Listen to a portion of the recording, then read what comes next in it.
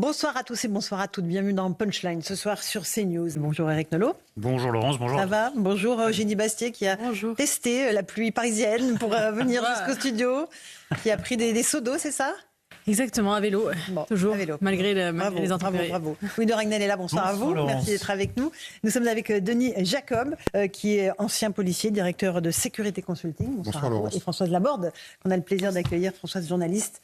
Merci d'être avec nous. J'aimerais qu'on prenne un tout petit peu de temps pour parler de ce qui s'est passé à Mazamet, l'agression de Paul, un jeune de 17 ans, une agression homophobe parce que par une dizaine de jeunes qui venaient d'apprendre son homosexualité. Il y a 3 mineurs âgés de 15 ans au moins qui ont été placés sous contrôle judiciaire. C'est une affaire vraiment importante pour nous. Paul a témoigné auprès de nos équipes et sa maman aussi. Reportage sur place, Marie-Victoire Dieudonné.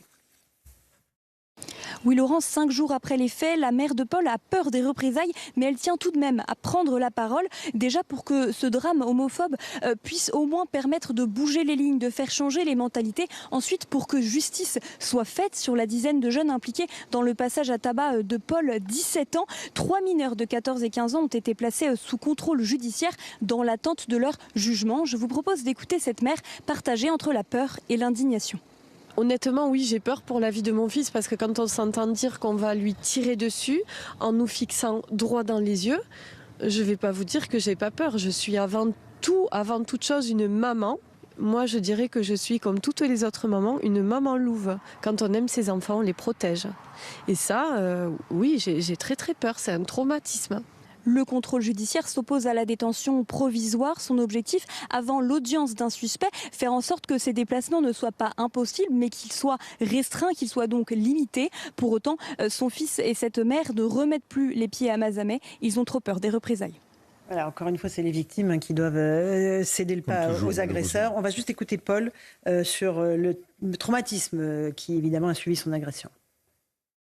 Le seul jour où je suis sorti de chez moi, c'était pour un rendez-vous sur Toulouse. Sans être accompagné, j'aurais pas pu y aller, clairement.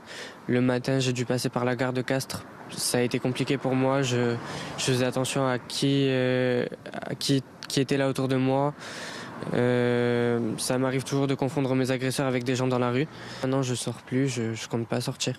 Alors honnêtement, je voyais que ça à la télé. Je pensais pas que ça m'arriverait dans la rue. Et oui, ça m'arrivait de temps en temps de me faire insulter, mais bon, une insulte, je suis plus à ça près. Donc ça m'est déjà arrivé quand même qu'il y ait pas mal d'insultes dans le centre de formation où j'étais. Bon, le centre de formation a fait ce qu'il fallait, il a viré les personnes qui m'ont fait ça durant ma première année de formation. Donc oui, j'ai déjà quand même pas mal vécu ce genre de truc, sans forcément d'agression physique, mais au moins verbale. C'est insupportable en fait. C'est insupportable. C'est-à-dire que l'homophobie, l'agression pour un petit gamin qui reconnaît comme ça qu'en effet il est gay et qui s'en prend plein la figure et qui est menacé de mort maintenant, puisque sa maman a témoigné, c'est en effet insupportable. C'est impensable de se dire qu'aujourd'hui on n'accepte pas de reconnaître, enfin je veux dire de laisser en paix des enfants qui n'ont pas choisi. Parce que en plus, il y a quelque chose qu'il faut bien comprendre sur ces questions d'homosexualité. Moi, j'ai un peu travaillé dans des associations de jeunes qui étaient rejetés par leur famille en raison de leur homosexualité. Oui. Et il fallait expliquer aux parents, c'est pas contre vous, c'est pas un choix. Il s'est pas réveillé un matin en se disant tiens, je vais essayer d'être gay pour voir ce que ça change. En général, c'est très compliqué à porter. Quand on est jeune, quand on a envie d'être comme tout le monde, on n'a pas envie d'avoir une sexualité à part, on n'a pas envie d'être différent. Donc ce jeune Paul, il n'a pas choisi d'être homosexuel. Il l'est, bon voilà, c'est comme ça, c'est la vie, il ne peut pas faire autrement. Ses parents, il a la chance d'être entouré par une famille qui l'accepte, ce qui n'arrive pas tout le temps, mais là, et d'avoir des amis. Mais il faut en effet éduquer les citoyens lambda, tout le monde, de dire qu'il faut pas considérer que l'homosexualité, c'est une chose épouvantable. Il faut lutter contre ça, il faut lutter contre l'homophobie comme on lutte contre la culture du viol. Et c'est le rôle de tous les adultes de le faire. Denis Jacob. Tout a été dit. Je pense que, très honnêtement, je vous remercie de ces propos parce qu'ils sont très importants. Et mon Dieu, que le chemin est encore long.